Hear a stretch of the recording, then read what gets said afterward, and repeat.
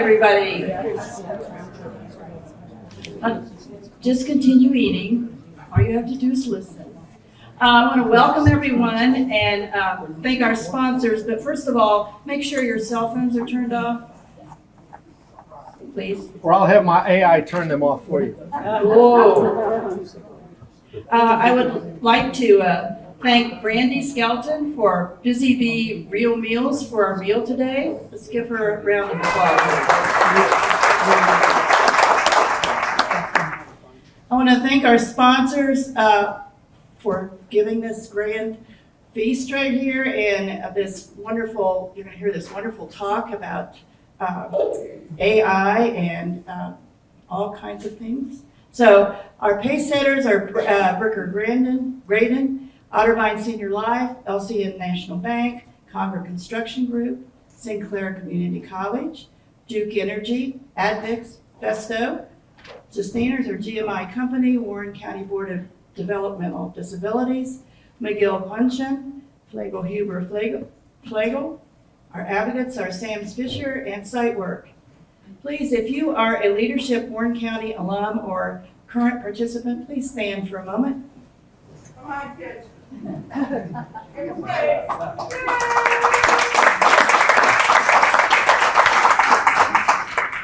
That's quite a few. All right, I'm not going to read his introduction and his biography that's there, his bio, but I am going to say a couple things. These are interesting facts about Dave Hatter. He's been published, as you see in there. He's done lots and lots of interviews. He knows Arla's son. I do. Small world. But I think the most amazing thing to me is that he's still a teacher at heart, serving as an adjunct professor at Cincinnati State. This says to me he's a wonderful human being. I present to you Dave Hatter. Thank you. I hope I live up to that introduction. Thanks for coming out today. I'll jump right into it. Feel free to ask questions as we go along. If everything cooperates, I'm going to try to do some live demos here. But the good news is we've probably got about 6 months or less to live thanks to AI. So really it's going to be kind of irrelevant what you learn from this today. So I'm going to cover where are we currently. There's a lot of hype and hyperbole out there, and I'll try to get into my particular take on that. How did we get here? What are some of the threats of this technology? What are some of the uses? Because despite the fact that there are a lot of threats, there are a lot of valid uses. I'll talk about some of those today, and specifically about how we're using this technology at Intrust and how I've seen it used in other places. And again, hopefully we'll do some demos and take some questions. So if you look at this photo, I think it's kind of funny, and it does a nice job of sort of explaining where we are on the AI hype timeline. So you can see some people look really happy and some people look terrified, right? And depending on where you get your news and who you listen to and your own experience with this, again, you'll find there's a lot of hype and hyperbole around this. So a couple of interesting quotes here. You may or may not know who Ray Kurzweil is. He's a fairly famous inventor. You can see he said, within decades, machine intelligence will surpass human intelligence, leading to the singularity. Technology will change so rapid and profound, it represents a rupture in the fabric of human history. Somewhat hyperbolic, somewhat scary. Again, Ray is a fairly well-known inventor. If you check out his background, you'll see he's a pretty credible guy, but he's usually way off on his timelines on things. So take that for what it's worth. Then you have this quote from Dr. Stephen Hawking. I'm sure most of you have at least heard of him. The development of full artificial intelligence could spell the end of the human race. So again, I figured we got 3 to 6 months. None of the rest of this is going to matter. Good luck. I'm done. Thanks. Any questions? Okay. No, seriously.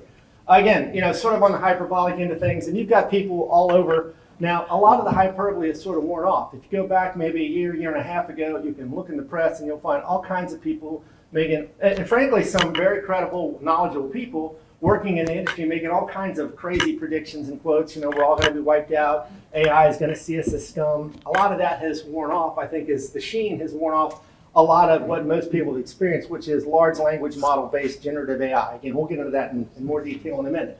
So I think this meme here also does a fairly good job of sort of explaining where we're at. Did I screw that up or something? Oh, sorry about that. I didn't realize we were filming for that mic. So, see, I've already screwed something up. If only the AI would have told me not to touch that mic. So it's not as good as it seems.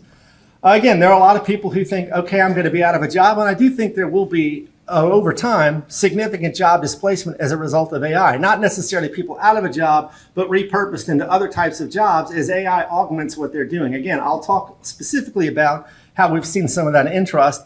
And then there are other people who think everything is just going to be this great utopia, right? We'll all be like Wall-E floating around in a spaceship, going to some other planet. I'm not convinced we're anywhere close to that anytime soon, but again, there's a lot of people with a lot of predictions out there. So let's take a second and define intelligence. This is a definition from Wikipedia. I won't read the whole thing to you, but you can see there the first part: capacity for abstraction, logic, understanding, self-awareness, learning, emotional knowledge, reasoning, planning, creativity, critical thinking, and problem solving. So if you start out with that as a basic definition, then what is AI? Well, again, from Wikipedia, I think this is a pretty good definition: perceiving, synthesizing, and inferring information demonstrated by machines as opposed to intelligence displayed by humans or other animals. Now, again, I think we're all over the map in terms of at least what the public has access to in terms of, are we really experiencing artificial intelligence? Again, I only know what I'm able to access as a civilian and what's available out there in the way of tools that any one of you could access. I think we're a long way off from any sort of sentient machines. Now, again, I don't know what's in some lab somewhere. And I can tell you, if you go look at things like some of you probably have seen like the Boston Dynamics robots and the Tesla robots and so forth. If you haven't, I encourage you to check them out, because while their capabilities have advanced rapidly and continue to advance, and when you look at what these robots are currently capable of doing, and then you throw in the idea that they could somehow be sentient, like a Terminator type of thing, it's a little scary. But again, I don't think we're going to be wiped out anytime soon. So here's a timeline. The whole idea of AI is not new. It's been around for a long time. The term was originally coined back in the 50s. There was a guy named Alan Turing, a fairly famous computer scientist.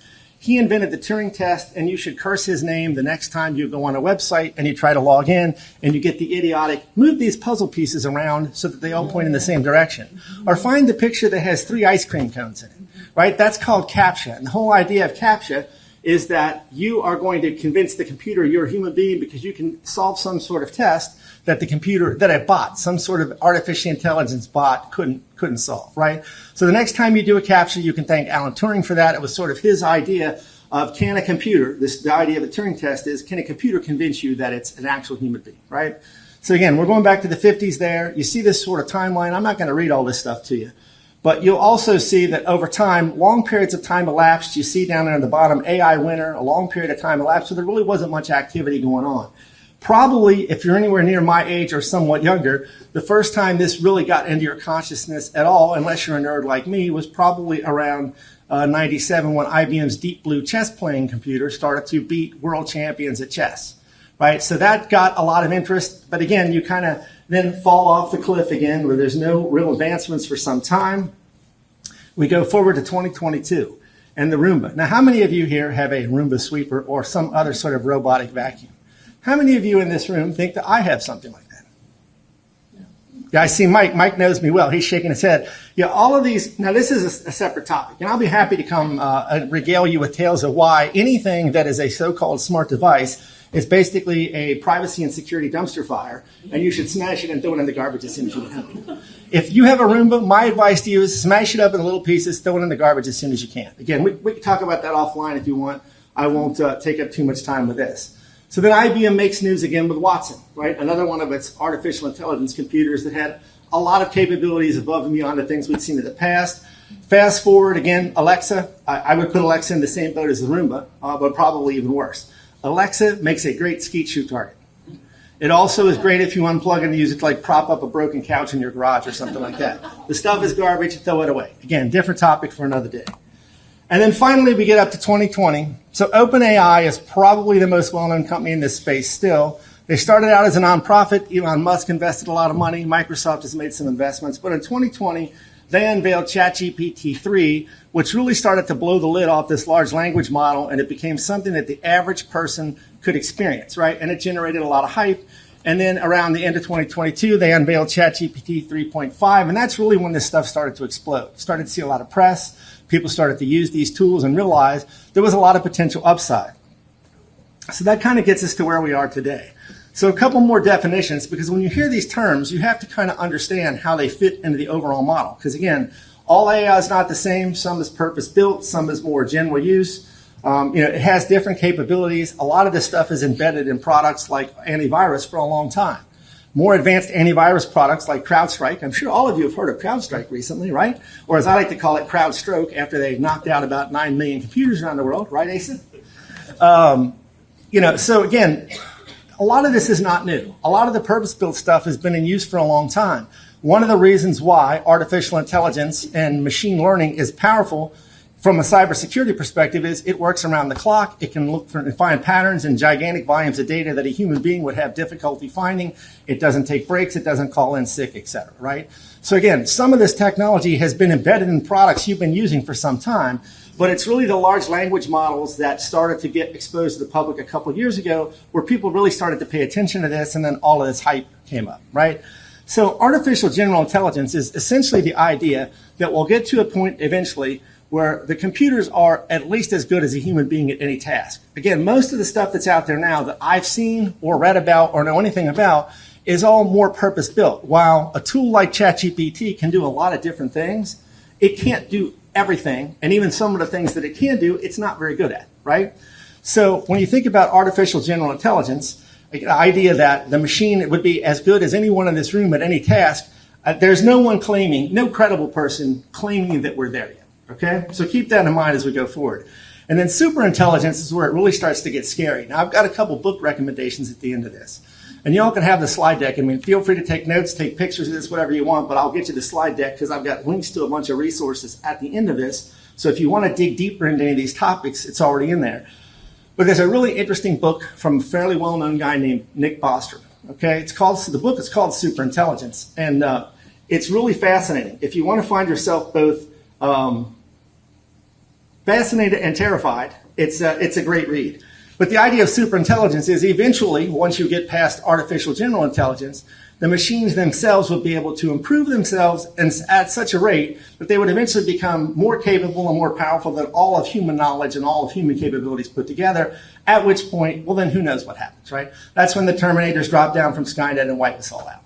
So again, I don't think we're anywhere close to that. Maybe there's something in a lab I don't know about, but that's one of the things that's so interesting about Bostrom's book, is he lays out a whole variety of different scenarios where this could all, over time, once you hit this idea of superintelligence, go really well or really bad. He doesn't make any predictions. He just leaves it for you to decide where it's going. But he, as a guy with a lot of experience in the field and a lot of credible background, kind of paints a very interesting set of scenarios that could play out. So this is an infographic from IBM that I think does a pretty good job of explaining at least their take on it. So again, for a long time, you've had this idea of narrow AI, purpose-built stuff. Might be computer vision in a robot working in a lab somewhere or on an assembly line, right? It's got a specific purpose. It's really good at that purpose, but that's all that it does, right? We've now edged into this idea of broad AI, or what I would call general, not quite general artificial intelligence, right? That's the human capable stuff, but things that are capable of doing a wide variety of things. Things like ChatGPT, Microsoft Copilot, or Grok from X. And you can see here, IBM is saying, we're not going to get to general AI, the idea that the AI is equally capable to any human being till 2050. Now, those projections are all over the place, right? Again, Kurzweil predicted we'd already be there. Many people have made all kinds of predictions. I think, though, when you look at where we're at, again, based on what is available to the public, and you could find this yourself just by looking around, there's no credible person saying we're anywhere really close to this. And when you look at the limitations we're seeing with these large language model-based tools, the ChatGPTs of the world, I don't think we're anywhere near there. Now, this is another interesting take on it. For those of you who work in IT, or maybe in a tertiary role to IT, you may have heard of Gartner. They're a fairly well-known industry think tank. They put out a lot of research. They're one of the big players out there with IDC and Forrester. And they have this hype cycle. And I know that's probably a little hard to read because it's kind of small. But I always like this because they take on the hype of so much of this stuff, right? You got to have a lot of hype and technology to keep people buying the new stuff, right? So I see Asa, you're shaking your head. You know how this works. So if you look at the two axes here, you've got expectations going up and you've got time going across the bottom. And I think that their terminology is really funny, especially if you've worked in tech for a while, because you realize how much hype and BS so much of this stuff is, right? So on the time axis, you've got innovation trigger. You've got peak of inflated expectations. That's the big bubble going up there, right? The big curve. Then you've got, I love this, trough of disillusionment. How great is that? I wish I would have come up with that myself, right? Trough of disillusionment, slope of enlightenment, and then plateau of productivity. So when you look at the various things they've plotted on here, the light blue dot is 2 to 6 years, the dark blue dot is 5 to 10 years, the triangle is more than 10 years, right, of where they think these things will be. And when you see the peak of inflated expectations, virtually everything, generative AI, that's your ChatGPT type tools, right there at the peak of inflated expectations. And I would argue now that we're into 24, we're already seeing these things rapidly sliding into the trough of disillusionment. But more on that in a minute. So what are the benefits of AI? Now, again, I'm primarily focused today on generative AI tools, the ChatGPTs, the large language models of the world. And I'll define what that is in a minute. And also, if the tech cooperates, we'll do a little demo here. So you can see how these things work if you haven't experienced it yourself. And we can try to have a little fun, too. You can get some amazing productivity gains out of these tools once you understand how they work and also how to use them correctly. Right? One of the main problems with these large language model-based tools is the concept of hallucinations. It's an actual industry term that basically means these things just make stuff up. Okay? There are many well-known cases out there now where it just made something up and like an attorney used it in a brief and it literally made up cases that don't exist. Right? So rule number one, and that's actually part of what's known as output risk, is hallucinations. You have to understand that it's a really bad idea to use these tools for things you don't know anything about because you will have a really hard time knowing, is it making something up or not, right? But once you understand and know how to work within the guardrails, these things can be like rocket fuel for your productivity. Again, I'll show you some examples. They can give you a lot of new capabilities, both you as an individual and organizationally. Again, we'll talk a little bit about this in a minute. I already touched on this idea a bit, the idea of improved monitoring, right? These tools operate at computer speed. They don't take breaks. They can analyze massive amounts of data that most human beings would not be able to process in any meaningful way. They can find patterns. They can learn from those patterns over time. So from any process that needs to be monitored, there's some great productivity and capability gains there. Reduction in human error, although this cuts both ways. Again, you have to understand that these things can make their own mistakes and you can't just necessarily rely on them. That's partially what has come out around the whole CrowdStrike issue, is that they used some AI and some testing and it missed some things, and that ultimately is what led to that outage. And then, again, a lot of industry-specific improvements. While there's a lot of general AI out there, there's a lot of purpose-built stuff, and you'll see I've got a slide in this deck at the end, a site called There's an AI for That. It literally lists thousands and thousands and thousands of different AI options depending on what you want to do. So what are some of the dangers? Well, again, I don't think we're going to see any Terminators anytime soon. At least I hope. We'll see. But I do think you're going to see some job loss or at least job reorganization. You've got the problem with disinformation, whether it's someone purposely using these tools for deepfake type purposes. I'm going to talk about that specifically in a minute. Or, the training data that was used to train the tools. Again, we'll get into all the weeds of this in a minute. And the same thing with propaganda, right? These tools make it easy for bad actors to generate lots of content very quickly, either maliciously or possibly because of the training data and biased algorithms that are built into these tools. That sort of touches on bias. Unfortunately, as powerful as these can be for you as an individual to supercharge your own productivity and to make your organization more productive and efficient, they work the same way for the bad guys. Again, I'm going to talk through an example here in a second. For a long time, people like me would tell folks like you, okay, when you think about phishing, everyone knows what phishing is, right? And then you've got smishing, text-based phishing, you've got vishing, voice-based phishing, all these different ways that bad guys will spoof a phone number or spoof an email address, send you some kind of content. And in the old days, it was easy to say, well, look for all the red flags, right?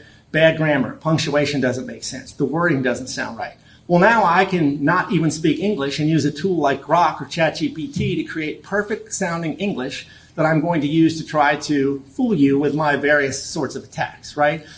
That's just one of many ways the bad actors can leverage these kind of tools to increase their efficiency and their effectiveness, unfortunately. You've got copyright issues. There's a lot of lawsuits out there, and that's one of the main challenges with this. And one of the reasons why I think these large language models are starting to fail in terms of this exponential sort of increase we've seen is once you've scraped all the content there is in the world and you plugged it into your model, you have to have new content for it to keep learning, and now you have potentially taken copyrighted content, right? So you've got lawsuits from newspapers and artists and so forth against these companies who took their content, literally went to their websites and just scraped the stuff, pulled it off, stuck it into their training model with no sort of compensation. Now, that in and of itself is a whole separate ethical issue. I won't get into that, but, that is one of the things that has the potential to disrupt this whole space. You've got input risk, and these last two things are really important for you to understand when you try to use these tools, right? Now, it is possible, and we've done it in Entrust, and again, I'm going to walk you through some examples of what we're doing with this internally. It is possible to stand up a completely non-internet connected AI-based product and put data in it that would be as protected as you can protect it in your environment. Okay, so think of like a standalone LLM model. You feed your data into it. You only have access to it through your organization. So that eliminates some of the input risk. But if you're using one of these free tools, like the free version of ChatGPT or Grok or Gemini or whatever, and you start plugging data into it, prompting is the way you interface with these things. Again, we'll do this in a minute. When you start putting sensitive data in there, confidential data, trade secrets, PHI, PII, anything like that, well, it becomes part of their model. So you have to be really careful in terms of the information you're putting into these publicly exposed models. Otherwise, you are exposing your company secrets. You're potentially violating data privacy laws. There's all kinds of potential concerns with that. So that's the idea of input risk. What are you putting in the system, and is it something you would want someone else to have access to, right? And then output risk is that whole idea of once I ask it to give me something, I prompt it and it gives me output. How reliable is that output? Does it have hallucinations? And how can I vet that to determine that whatever I'm going to do with that next is legit? So there are, again, some dangers that come along with this, despite some awesome capabilities. So, as was mentioned in the introduction, despite the fact that I have a face for radio, I do a lot of media. I don't know how that happened, but it did, okay? And for those of you who are from this area, you probably are familiar with John Matarese, right? Channel 9's investigative reporter. So he calls me up on it. It's a true story, everything I'm going to tell you here, and you can go watch this interview for yourself. He calls me up and says, hey, Dave, I heard about this voice cloning thing. I'm concerned about it. Can we talk about it? I'm like, well, of course, John. I'll show up anywhere there's a camera and a microphone. That's Pete's cake, right? So now this is absolutely true. So actually, let me level set on some explanation here. So you've got synthetic media. That's the catch-all term for content generated by some sort of generative AI tool. Could be text, could be audio, could be video, could be some combination of all of the above, right? So that's the sort of non-nefarious catch-all term for content that was generated by the computer. Then you've got deepfakes, right, which is the more nefarious idea of synthetic media that usually is being used for some sort of ill intent, right? I'm going to make a video of somebody saying or doing something they didn't do, something like that, right? That originally got a lot of press when the deepfake capability got good enough where you could create celebrity porn videos out of the stuff. That was in the news for a long time, several years ago. And then a subset of that would be voice cloning. So there are tools out there right now, and I don't know how many of you have seen this before, but there are tools that are readily available. You can go online, do a quick search, and you will find all kinds of tools out there that can clone someone's voice. Now, I know the first thing you're going to say before I really get into this is, well, I'm not a celebrity like John Matarese. How would you clone my voice? And my first question is, if I call your phone, do you have a voicemail greeting? How many here have a voicemail greeting on their phone that's their voice? Okay, watch this interview and you'll see I'm you in less than 45 minutes once I talk to your voicemail, or once I get your voicemail message, okay? So John says, I want to do a story on this so people understand the risks. I'm like, that's a great idea because most people, A, don't know this is a thing, and even if they do think it's a thing, they probably don't realize how easy it is to get access to these tools and how easy it is to clone someone's voice, okay? So he says, well, I'll be over in about an hour. All right, that works. So literally, this is exactly what happened. From that point, I went out and did a search. No, I didn't use Google because I hate Google, but I'll save that for another story too. Found some sites that claim to be able to clone your voice. So I just picked one. Picked the first one that seemed like it might do what I wanted. I created an account, cost me nothing. I went in, I read the text they wanted me to read, and I cloned my own voice, played with it for a little bit, got it to a point where it sounded pretty reasonable, and thought, okay, this should work. So in less than an hour, again, you can go watch this. The link is in this deck. In less than an hour, starting with only the knowledge that this was a possibility, we cloned his voice, and you can watch me type in, hello, Grandma, this is John, I need your help, hit a button, and hear his voice come out of the speakers. Now, again, we did that in less than an hour with basically no previous experience, no real skill, and zero cost. Imagine what you could do. And that's a year and a half ago. Imagine what you could do now. with the rapid advances in this technology, and someone who wanted to spend some time at it to perfect it. Again, we tried not to take it too far because we wanted people to see how easy it is to get to something that's going to be 80 to 90% good without any real knowledge or skill. That was a year and a half ago. These tools only continue to improve. So this is a real thing.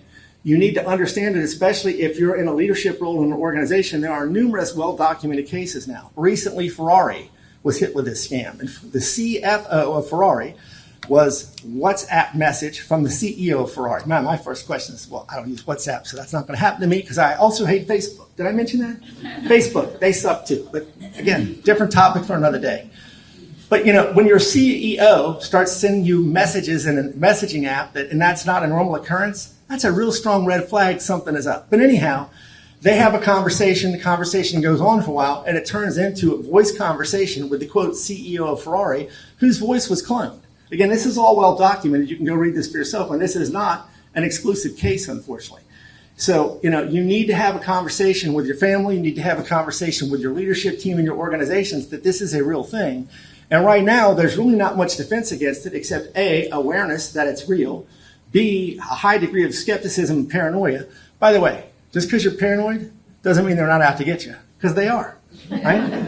And then C, have some sort of prearranged knowledge that only the people you are interacting with would know. So she didn't mention it, but in my spare time, I'm the mayor of Fort Wright, Kentucky. And I only bring this up, by the way, I can't wait to be done with that.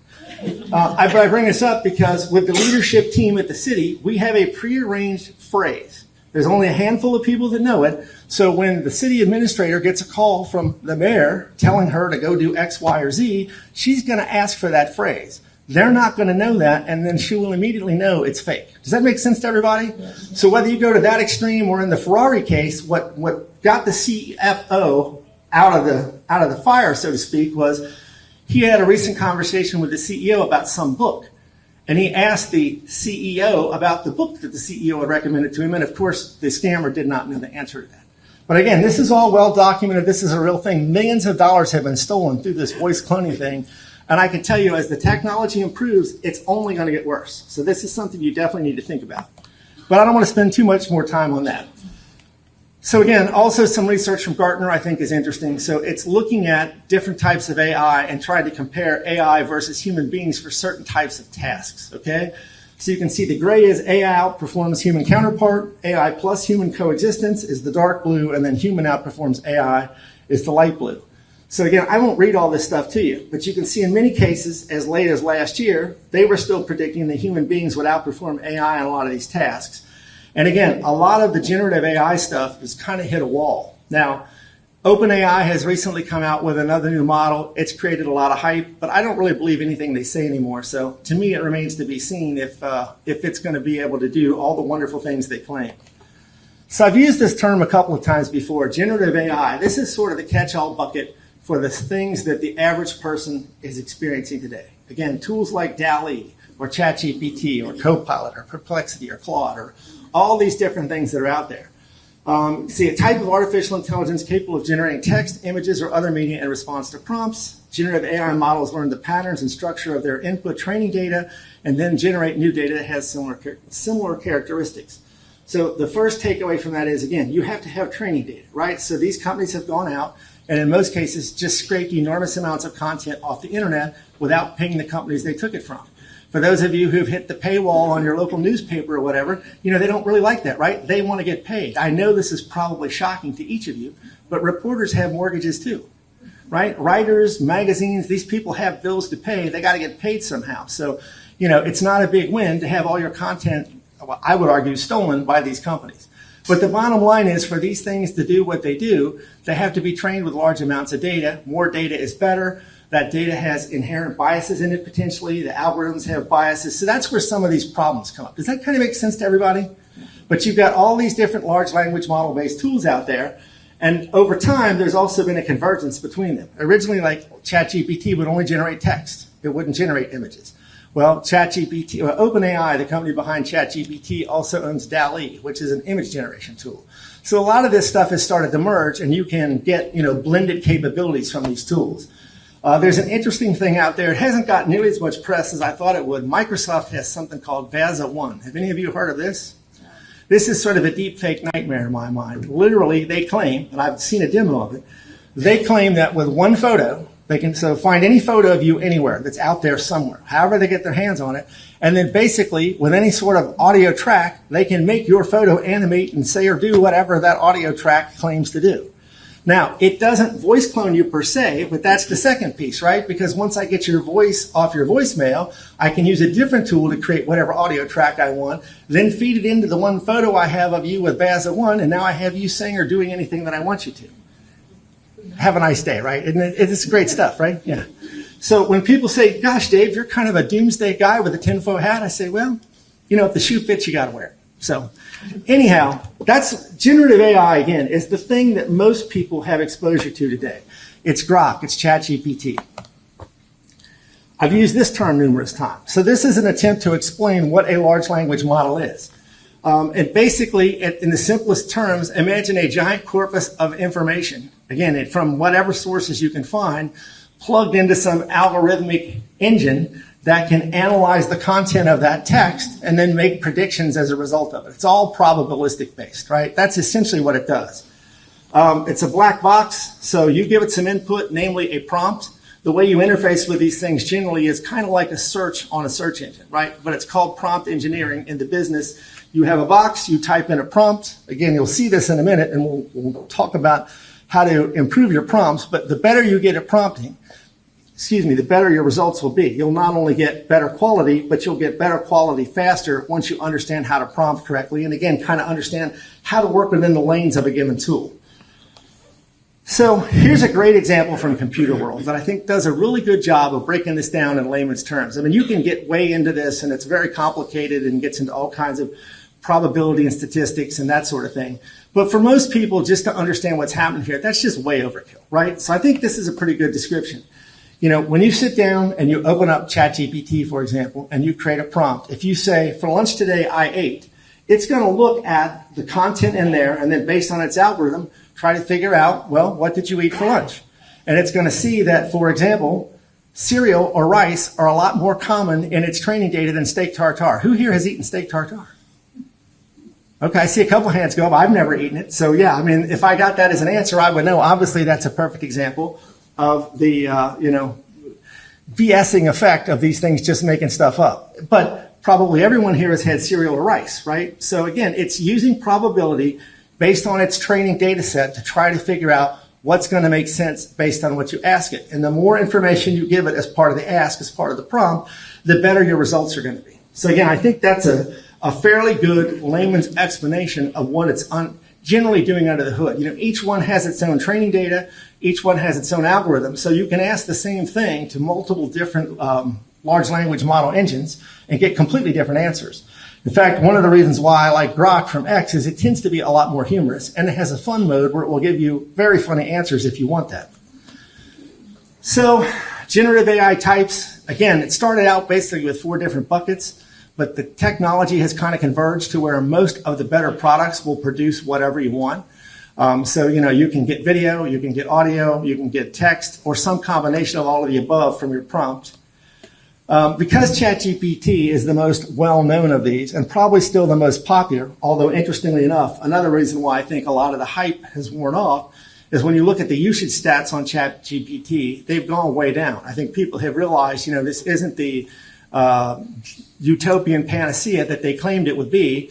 And people realize, again, there are some significant benefits. I don't want to downplay that. And I would encourage you all to try it for yourself, because as you learn how to use the tool and you figure out where it works for you, it can be super helpful, or whichever one you pick. Again, I prefer Grok personally.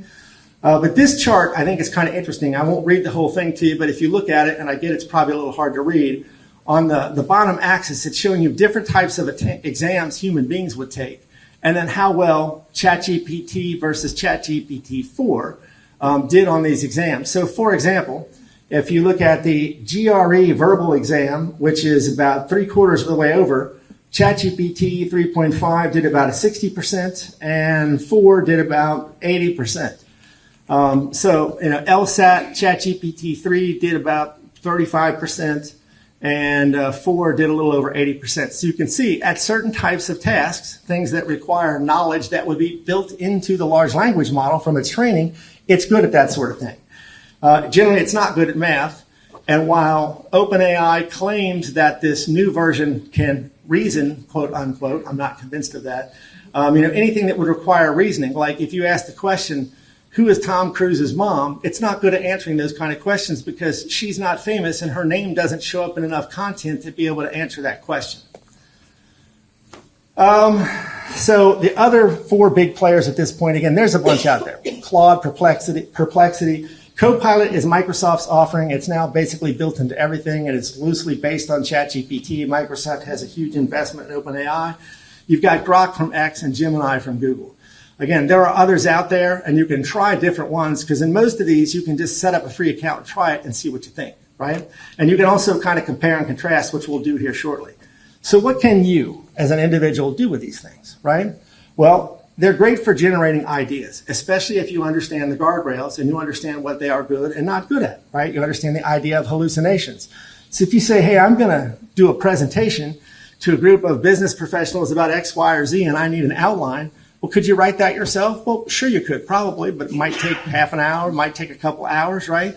If you understand what these tools are capable of, and again, understand hallucinations and understand vetting the output, you can go in and create a prompt and say, I'm going to give a presentation to a group of business professionals about generative AI. I need it to be an hour long. Give me an outline. And you'll have an outline in about 3 seconds. It'll just literally spit it out. Now, you got to care. Again, I cannot stress enough. You have to carefully vet whatever you get, right? But in many cases, it's really good at giving you something that will be 60 to 80% good straight out of the gate, that you can start from there, as opposed to, who doesn't love this? I need to do something, and I open up Word or PowerPoint or whatever, and there's a white screen with a flashing cursor. And you're just looking like going, wow, this is going to take a lot of work. Versus I use one of these tools, I learn how to prompt, and I get something that's going to be, again, 60 to 80% good right out of the gate every time. So from that perspective alone, it's great for that. Understanding complex topics. You can, again, understand the hallucination, always this output risk idea. But you can just ask it questions, right? Prepare a 5-day meal plan for someone on keto. You can do all kinds of things like this, and it will give you, in most cases, pretty reliable information, and you'll get it in seconds. And then if you don't like the answer, you can ask it to regenerate it, or you can just continue to tweak the prompt. And again, part of this is learning how to do the prompt engineering. Summarize data, get coding assistance, translate text, write a book, find data sets. So those are just some high-level ideas. So at Intrust, we've used this in a variety of ways. All the ways I just described, like individuals are doing stuff with it all the time. But we've also used it to try to automate some business processes so that we will become more effective, more efficient, and ultimately provide better service to our customers, because we're really, at the end of the day, are not a technology business. We're a customer service business that just works with technology, okay? So the 3 main AI platforms we're using internally are ChatGPT, both for inward-facing stuff that's disconnected from the internet, as well as the publicly available stuff, Microsoft AI, and IBM Watson. So let's take a look at these. So, we're a managed services IT company. You don't want to have IT people. You just want to outsource it to a partner you trust. So you outsource your IT to us. You have problems. Unfortunately, we all have problems, right? Things don't always work right. Your technology is always flawless, right? Perfect every day. And everyone loves technology, right? But on the rare occasion when it doesn't work right, you got to get some help somewhere. So you call up, right? And you send in the support request. So this is a perfect example of where we haven't gotten rid of people, but we've repurposed what they're doing. In the old days, there'd be human beings waiting to answer the phone, and they would try to triage your question and figure out who to send it to, right? Does this go to the server team? Is this a cybersecurity question? Who should handle this? Excuse me. Well, now, if you send in a ticket electronically, there aren't human beings sitting here monitoring all these different systems. It's all done with AI, right? It hits a processing queue. The AI kicks in and tries to figure out, okay, what is this request, right? It uses Azure AI, which has been trained on roughly 30 years worth of data we've accumulated in the more than 30 years we've been in business. Now, this is not available to the internet. It's not something other folks have access to, right? It's exclusive to Intrust, but we've got literally decades of tickets and data that have trained the system. So it can look at your inbound request and try to figure out, what is it? right? And as it goes over time, because it can learn, right, it gets better and better at this. So, sorry, wrong way. It says, okay, this is a new request. What team does it go to? It goes to the server administration team. It's also going to figure out, like, well, who's the next most likely person that could solve this that is also available, right? Because we have different teams of people with different sets of skills. It's not just picking the first available person that might not have the right skills. It's trying to look at who should this be assigned to. It's trying to determine a priority for that ticket, right? Because if you have an urgent problem and that gets low priority and we don't get back to you, you're not going to be happy about that. But the bottom line is, without getting too deep into the weeds on this, this has basically taken 3 people who were basically sitting there all day long trying to figure this out and repurposed them to different higher value tasks because the AI does this. Does that sort of make sense to everybody? And, as it runs and it gets better and smarter over time, it's becoming more and more useful. But it hasn't caused anyone to lose their job. They've just been repurposed to something else. So here's another big thing, surfacing relevant knowledge. Again, we've got 30 years of ticket data. We've got all kinds of data about client environments. We've got all kinds of data we've collected over decades of doing this. But a lot of the problems that come up are the same sort of problems, right? Now when you have the problem at your organization, may describe it a little differently than someone else that has a problem at their organization. But it's the same problem and the fix is the same.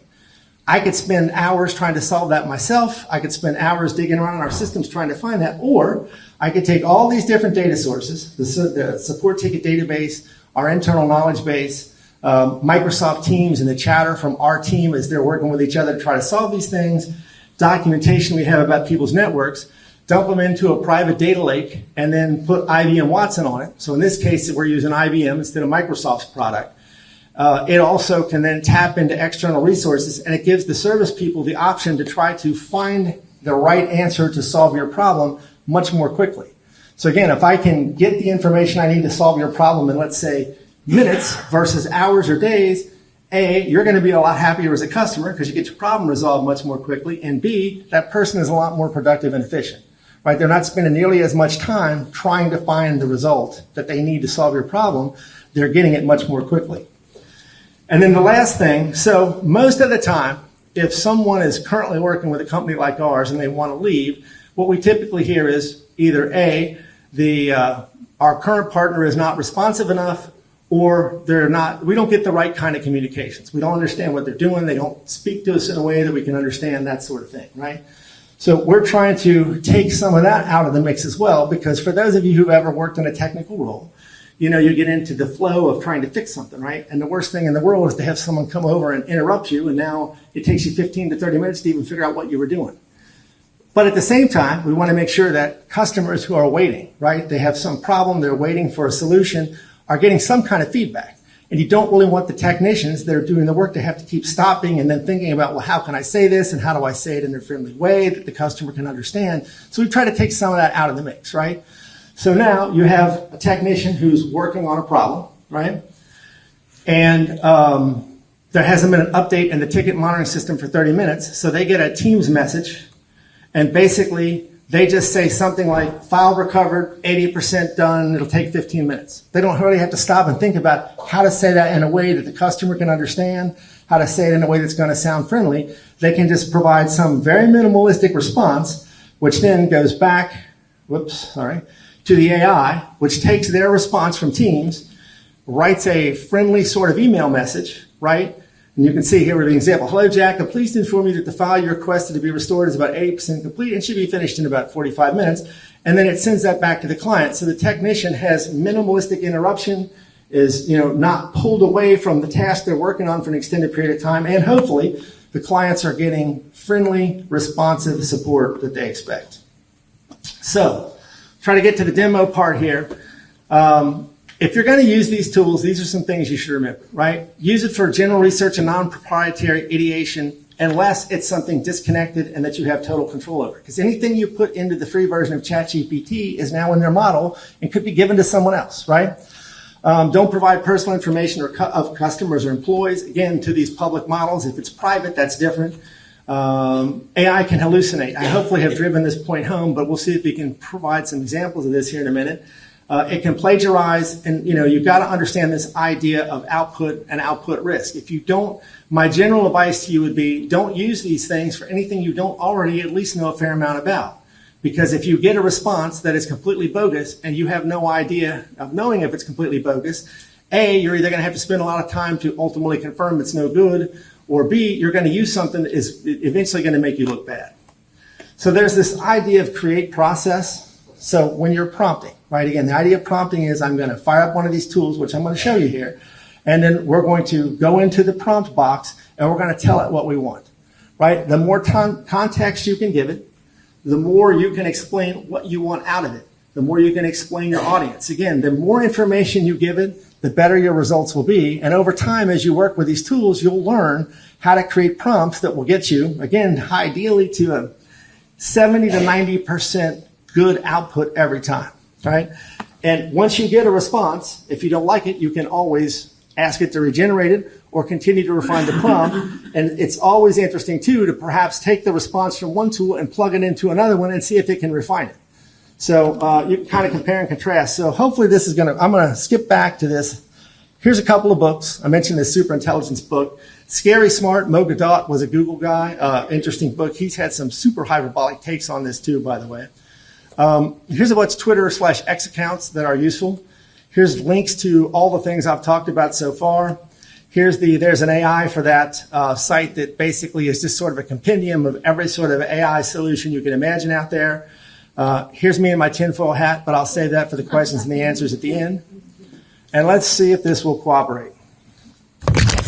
So I need both hands for this, and I'll try to just talk really loud. So if this all decides to cooperate, I'm going to go over to Firefox here. No, I don't use Chrome. Why? Because Google sucks. So here's ChatGPT, right? The OpenAI product. Can you all hear me in the back? Do I need this mic? Am I good? Okay, so here's ChatGPT. Now, I have a paid subscription, so I have access to different versions of its large language model, okay? All right, let's see. Thank you for the heads up. And I'm probably going to need to, drag that guy over there. All right, other way. My other right. Let's keep that guy going. And what I may need to do, yeah, actually, I'm going to have to see the screen so I can see what I'm doing here, at least until I get this up for you guys. So let's try this. All right. Come on. Where is the mouse? There we go. All right. Pop that in. Looky there. All right. Now, can everybody see it? Yeah. So here's the prompt box where you're going to do your prompt engineering, right? And as I was saying, what you could not see. Dave, use the mic. I think that the filming guy needs you hooked up. All right. I can do that.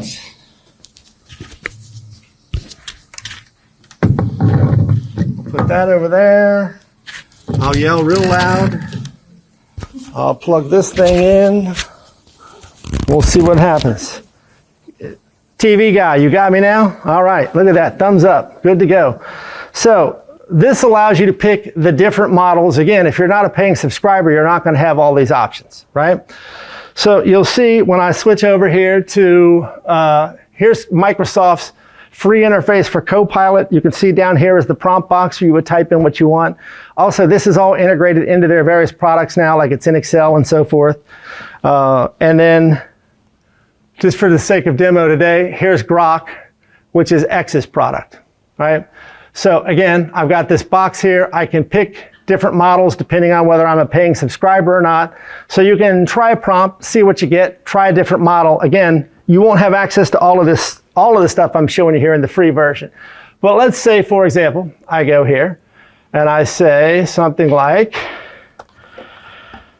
give me an outline for a presentation to business people about generative AI. How many typos do I have in there? A whole bunch. All right. Again, my typing is not so good. So let's fix this, although it would probably be able to live with it. Business people, generative AI. We'll fix that, and let's see what we get. So again, I'm using the 4.0 model. I'm going to hit the button, and you'll see it'll spit something out here. So here's an outline, gave me a subject, And then it's given me all these handy sections. So now what I'm going to do to maximize my time and minimize my typing is I'm going to just copy and paste this guy and go over to Grok and see what it has to say. So again, I'm going to paste that in here, or I'm going to try. Paste, there we go. I'm going to say go, and then we'll take a look at what ChatGPT has to say. So we'll scroll down. It would help if I could see the elevator bar over there. There we go. So you can see, I mean, it's given me some really helpful detail, right? Headings and how long I would spend on each section, subsections, and so forth. So I might say, okay, that's nice and all, but it's not specific enough, right?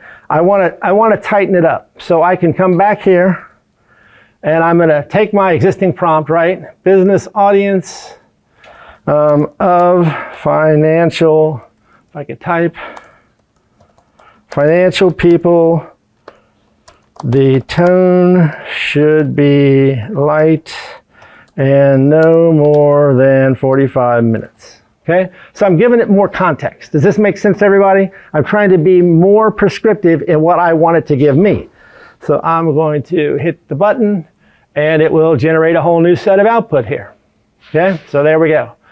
So part of my point is, could I come up with all this on my own? Well, sure I could, but it might take me hours to come up with something like this, versus I let it produce this on my behalf, and then I just look at it and tweak it into what I want. Does that sort of make sense to everybody?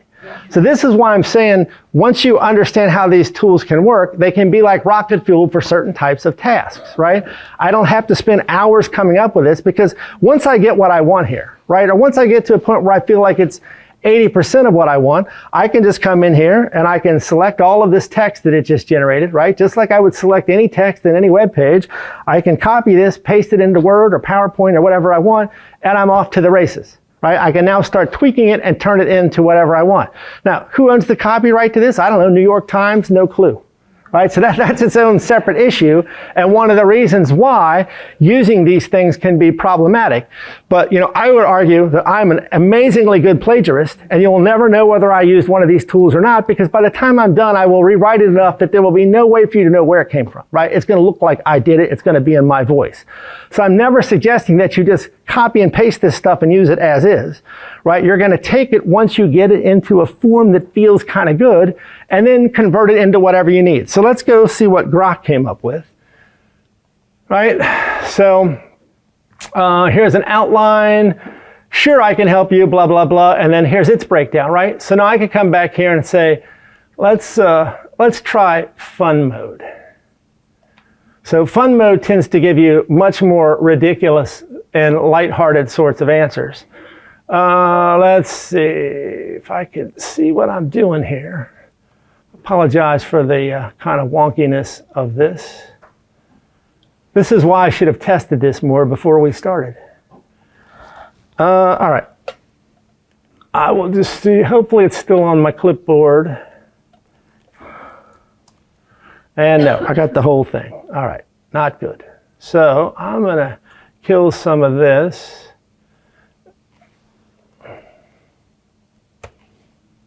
And I'll take this guy and say prompt audience of financial people, no more than 45 minutes, make it fun. So again, you have to figure out how to work with these prompts to get what you want. But the more context you provide, the more you can tell it about your audience, the tone, what you explicitly want to get. Like, you know, you could say, I'm going to create a PowerPoint presentation. Now, some of these things will attempt to create PowerPoint slides for you. They usually aren't very good. I'll just tell you in advance. But again, the idea that I could create an outline, I can create an agenda, I can create a description for a program like this. You know, I could sit down and try to think of a description, or I could just let it write something and then take it and tweak it into whatever I want. Again, does this all sort of make sense to everybody? So let's try something. Give me something to try and let's see what we get. Somebody throw something out. What would someone in this room want to use something like this for? How to stop the Washington Commanders offense. We will use the Grok fun mode and let's see what we get. So how about this?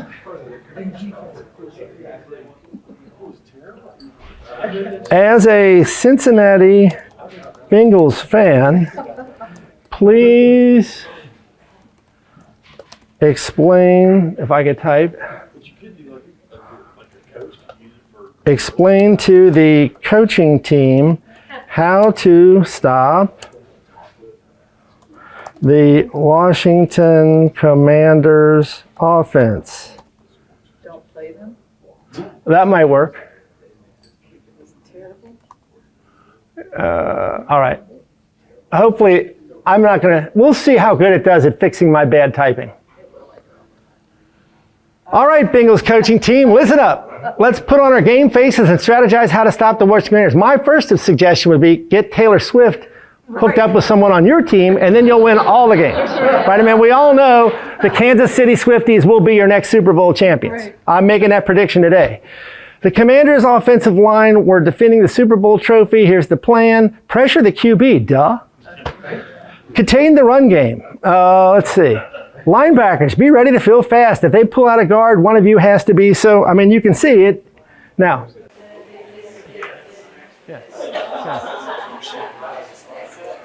So again, this is the Grok advanced version fun mode. We could do it again without the fun mode, but you can see it's, when these things first came out, most of them could not pull content off the internet and only do what was in its training model. Most of them now are connected to the internet so you get better answers. But again, understand that it's only as good as the information that's available to you, and it can literally just make stuff up. Okay?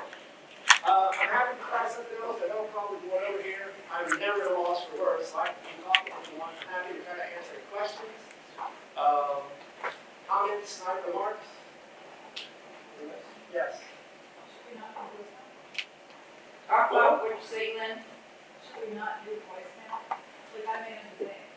Should I not put it So you gotta have a voicemail ring, basically, is your question, right? I think you really have to think about that.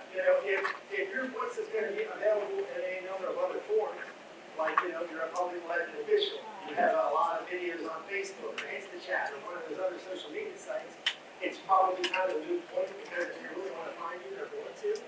But if you're not someone who is gonna have a lot of voice information out there, it's probably not a bad idea to just go ahead and leave the voicemail reading it with generic, right? But also, you brought up a good point, Larry. A lot of banks now have this voice authorization thing. If you have that turned on your account, I would immediately disable that. Because if I can call your bank and pretend to be you because I've cloned your voice from some version of your voice I found, I could probably steal all of your money. So, you want to tackle that one, Lynn? Well, we don't have it. So Well, that's good. That's good. So some banks will let you basically log into your account by you talking to it because they've recorded your voice and they're using it as biometrics like they would your thumbprint or iPrint or whatever. And thanks to this particular technology, if I were you, I would definitely disable that. You just brought up a good point. Sorry, I was watching. I did? I had one good point today? One of the NFL shows on Sunday was talking about one of the stadiums using face recognition. And they said that they would never sell your face. And I'm sitting here thinking, if somebody breached into that and your face, So I think they should come up with something when I show my face that screams. Wow! Right? Yes, Robert. I know, right? again, I don't know how much time y'all have because I can go on this stuff all day long. Yeah, facial recognition is a huge problem in my mind. So who here has heard about the National Public Data breach? This has been in the news a lot recently, okay? National Public Data is a background check company. How many of you have gone through a background check before? How much incredibly sensitive information did you have to provide for that background check? So once I get your background check, I know everywhere you've lived, I know all your family members, I know everything about you. Well, thanks to crappy security from companies who basically, and I usually am an anti-regulation guy, but we're well past the point now thanks to these data breaches where you as the consumer are the one that suffers from these things. You know, national data breach, okay, they'll get some sort of penalty and you'll get your little letter that says your data's been breached again and sign up for the free credit monitoring or whatever. And there'll be no consequences to them again because that's how this works. And then you get your identity stolen, you get your bank account looted because it's one thing to have your password stolen from some account. It's another thing for me to know everything about you. If I have all your background check information, and better yet, I had your voice cloned and a picture of your face using these tools, I could pretend to be you and I would know everything I would need to know about you to fool anybody into anything. Whether it's me using your identity to impersonate you and steal from your company, or it's me trying to file for some sort of claim in your name or whatever, I got it all. Yeah, I get very frustrated about this. And I will say, I have to say it now. So, I'm a native Kentuckian, but I have spent most of my time in Ohio for most of my life. And in most cases, probably 99% of the time, Ohio is ahead of Kentucky in every conceivable way. I freely admit that, right? But we beat you. We beat you once. Kentucky now has a Consumer Data Privacy Act. Ohio still does not. You need that. You should talk to your legislators. You should talk to your representatives. There's about 18 states that have one so far. Kentucky's is not perfect. Yeah, Kentucky's is not perfect, but it's a lot better than nothing. And until we get some kind of federal legislation that protects you as a consumer from companies that want to collect as much data about you as possible, and then use tools like this to analyze it and do God knows what with it, and then you ultimately pay the price when it's leaked and breached. There's another giant data breach that just came up in the past couple of days too, billions of records. Again, I'm way off on a tangent now, but this gets me very fired up. So, yes. Preventative measures that we can take as consumers? Let's put the business thing aside. Are there any telltale signs that we might want to keep an eye out for? Are there any preventative measures that we can take in the form of security that Yeah, there's get screwed over? the good news is, other than live in a bunker like me, like I put my periscope up, I looked around today and said, all right, looks clear, I guess I'll go up to Warren County. Ultimately, there are a lot of things you can do, but there's nothing that's foolproof. And this voice cloning thing in particular, there's no technology I'm aware of that can tell you a voice is being cloned. And as the stuff gets better and better and can operate more quickly, you're eventually going to be in like a real-time situation. A common red flag for a voice cloning attack is you're talking to someone and there's a weird pause because they have to type in what they want the thing to say in someone else's voice. So if you're talking to someone and there's this weird pause every time before they answer, that would be a strong red flag that you're in some sort of voice cloning attack, right? But, unless the voice just isn't very good. And by the way, in this Ferrari situation, apparently the CEO of Ferrari has a Southern Italian accent, whatever that means. I don't know what that is, but the CFO said it was perfect. It sounded exactly like him. So who knows what tool they used or how long they trained that. If you think, oh, I'm going to know that's not my son calling at 4 a.m. saying I'm in jail and I need money or whatever, trust me, these things are that good. But the pause is usually the key flag there. But there's all kinds of things you can do as an individual. First off, limit your digital footprint. Less apps. Again, I could go on this all day long. Believe it or not, Facebook, fill in the blank, people that make these free apps, believe it or not, they got mortgages too. They like to eat. They like to belong to golf clubs like this. And you know what? They got to get paid somehow. They are not building all this garbage for you because they're nice people that just want to help you share your pictures online. I'm sure this comes as a shock to all of you, but they're not doing this stuff out of the goodness of their hearts, right?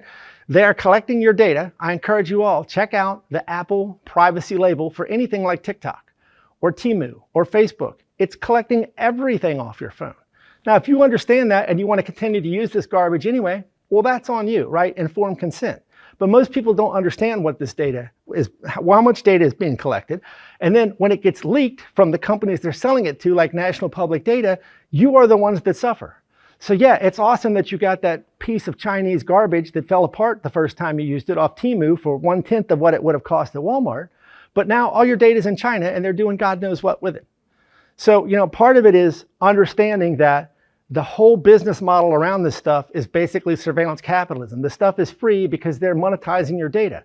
I'm not saying that's necessarily bad. I'm saying most people don't really understand what it means. And until you see something like the National Public Data breach, and now all this information that's being collected about you has been leaked, well, now that's your problem.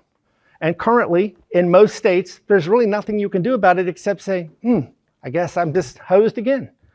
So, limit your digital footprint, less apps, throw away all of your Internet of Things garbage. That smart, hang on, Asa, that smart coffee maker that sends you a text to tell you your coffee's ready, smash that mother up and throw it in the garbage as soon as you can. Do you think Mr. Coffee is going to be putting out software updates for your coffee maker 2 years from now? They're not. There's a recent study of smart TV manufacturers. You got about 2 years before they just stop updating it. One of the main things you're going to hear from a nerd like me is you got to install the software updates, right? Because the bad guys look for vulnerabilities and attack it. So could I attack your smart TV, get into your computer, get into your bank, get into your business, steal your stuff? That is absolutely within the realm of possibility. So the less smart garbage you have, the better. You got to install software updates. You should use a password manager. You should turn on multi-factor everything. I know it's so painful, that extra second it takes to type in that 6-digit code. I know no, it's just terribly painful, right? But it's simple things like this. Use a password manager that will make you much more secure than the average person. And in most cases, unless you are some sort of specific high-value target, like the CEO of Ferrari, they're just going to move on to a softer target. Does that make sense? So there's a lot of things you could do, but some of them cause friction, and some of them, cost a little bit of money, and people just don't do them as a role. Yeah, Asa. Oh, I was going to touch on the multi-factor authentication. So my mortgage, if I want to go and look at my statement, I selected early on when I set up the account that they have to send me a text message. I have to put that number in. And anything with really critical data has an option for you to push on that now. If it's inconvenient to get that text message and type it in, you're putting yourself at risk.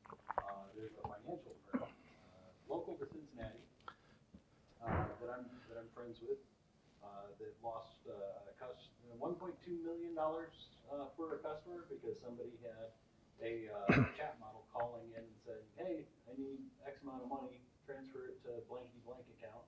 And because they called in and the person recognized their voice, they didn't ask any other questions, they just transferred the money.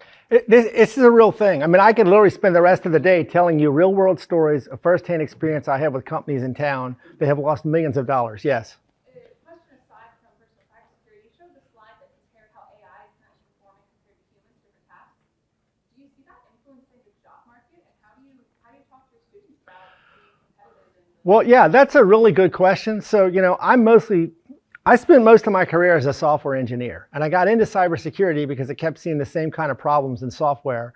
The same flaws that cause all the problems we have today, 20 years later, aren't being resolved, okay? So without getting, because I go way up, this also gets me very frustrated, but I'll save that for another day.